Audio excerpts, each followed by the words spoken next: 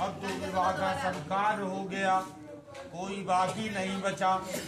तब पार्वती जी बोली, मधुपर का तम पापम लाज होम होतासना, यावत कन्या ना भावंगी तावत कन्या कुमार का।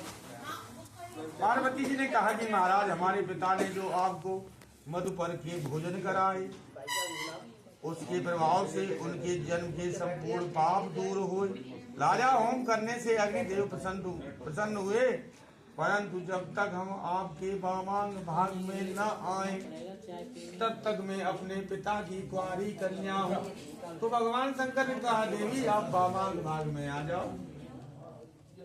तो माता ने कहा कि मैं वामांग भाग में तब आऊंगी जब आप मुझे 7 वचन देंगे। पहला वचन क्या मांगती है माता? कन्या वर से मांगती है, सुखे चैव तथा दुखे दारिद्र्य धन संचय, या क्या मेघ भावे व्रत में विष्णु साच का।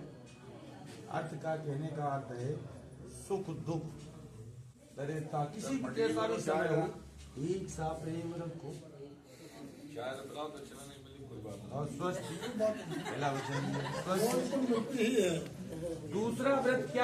दूसरा वचन क्या मांगते हैं कन्या वर से?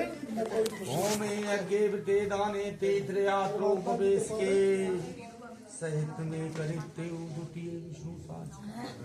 यानी जो 4 प्रकार के पुरुषार्थ है, धर्म अर्थ काम और मोक्ष, इनमें पत्नी पति की अर्धांगिनी है, यानी ग्रंथि बंधन कर दो के करो तभी फल की प्राप्ति होगी। दूसरा वचन।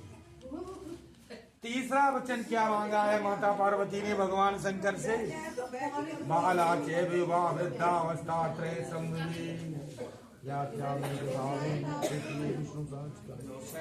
यानी 3 प्रकार की जो अवस्थाएं होती है, बाल्यावस्था तो हमने पिता के यहाँ बिता के आ रहे हैं, आपके साथ युवावस्था और वृद्धावस्था बिताएंगे।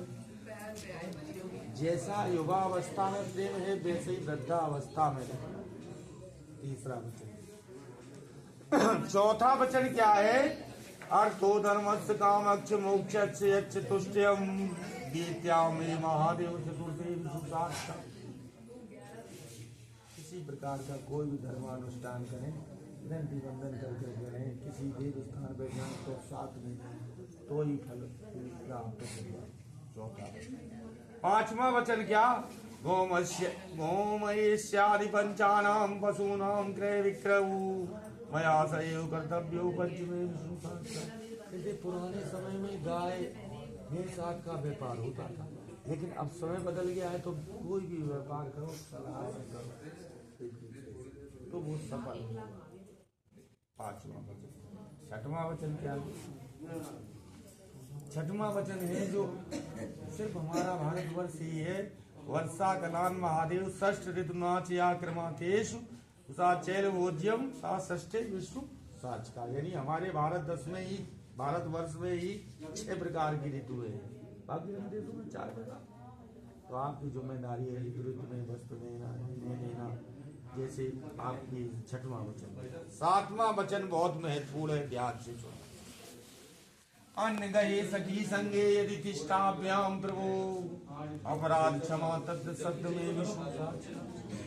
तुम्हारे साथ हम कहीं उत्सव में गई हूँ, सखियों के साथ हूँ, और किसी प्रकार वहाँ अगर कोई गलती बन जाती है तो ये नहीं कि सबके सामने डांटना, एकांत में समझाओ।